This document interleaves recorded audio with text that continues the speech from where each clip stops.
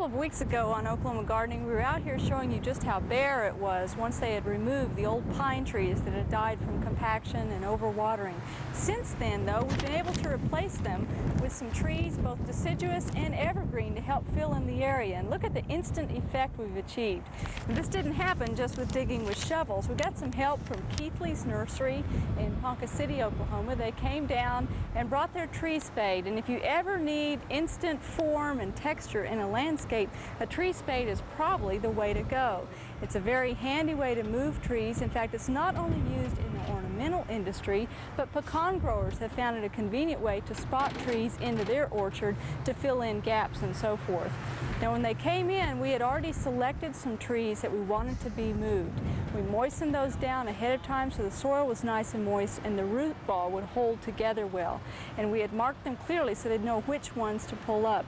We had cleared the area of all the perennials that had filled in so they'd have a place to put them in. And it was just a matter of digging out river birches, oaks, hackberries, and a few pines and moving those in, and we're really pleased with the results. We have since wet the area down extremely well.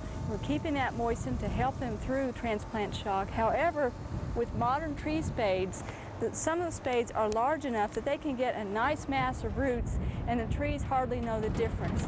And you can gain probably about 3 or 4, maybe 5 years of effect in the landscape by going with this method. Now, it's not cheap, but if you need instant effect, it's very worthwhile. And we're looking forward to having some more shade now over the perennials that we have planted out here. And we'd like to thank Keithley's for being a partner with us on that. We hope you've enjoyed this classic from the Oklahoma Gardening Vault. Remember, even though these tips and techniques are timeless, there's always something new to learn in the world of gardening.